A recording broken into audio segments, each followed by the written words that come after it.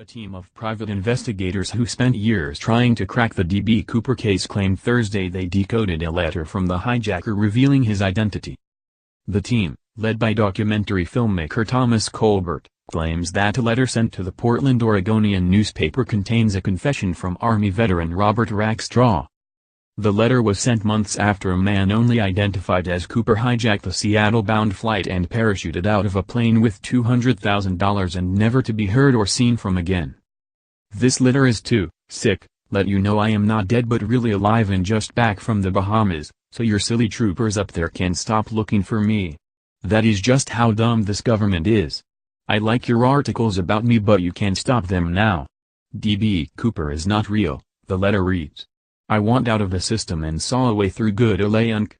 Now it is Uncle's turn to weep and pay one of its, sick, own some cash for a change. And please tell the lackey cops D.B. Cooper is not my real name," the letter continued. Colbert told the New York Daily News that he received the letter after suing the FBI for the files. He said he noticed that the letter was written in a similar fashion to a separate letter and he called a codebreaker to decipher it. Rick Sherwood, a former Army Security Agency member, told the newspaper he spotted similarities with the words D.B. Cooper is not real, Uncle, the system, and lackey cops. Sherwood decoded through good ole Unc to mean by skyjacking a jet plane using a system of letters and numbers. Colbert said the words "and please tell the lackey cops" meant I am first healthy Robert Rackstraw. "I want out of the system and saw a way through good ole Unc. Now it is Uncle's turn to weep and pay one of its, sick, own some cash for a change. D.B. Cooper." I read it 2 or 3 times and said, "This is Rackstraw, this is what he does," Sherwood told the New York Daily News, adding that the writer was taunting authorities like he normally does. "I was definitely shocked his name was in there. That's what I was looking for and everything added up to that," Sherwood said. Colbert claimed in February that he believed Cooper was a CIA operative whose identity had been covered up by federal agents. He told the Seattle Pie that his team made the connection from work a codebreaker uncovered in 5 letters allegedly sent by Cooper.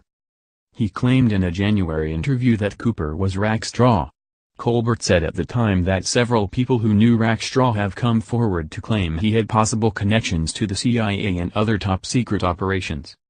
The investigator told Seattle Pie the man who sent the letter may have put the codes into a letter to signal to possible co-conspirators that he was alive. Rackstraw, 74, of San Diego, served in Vietnam.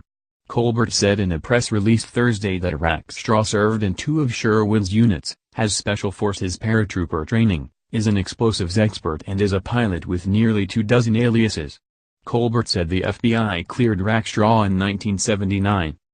In May, a Michigan publisher said the hijacker was former military paratrooper and intelligence operative Walter Ricca. The publisher cited audio recordings that claimed Ricca was speaking about the heist.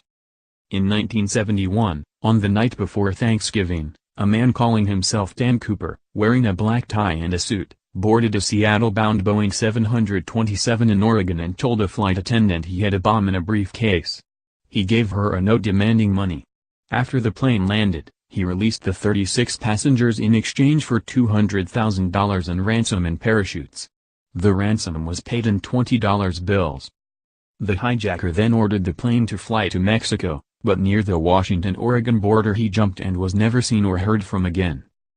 Despite the claims of the publishing company, the FBI has never ruled out the possibility that the hijacker was killed in the jump, which took place during a rainstorm at night, over rough, wooded terrain. The hijacker's clothing and footwear were also unsuitable for a rough landing.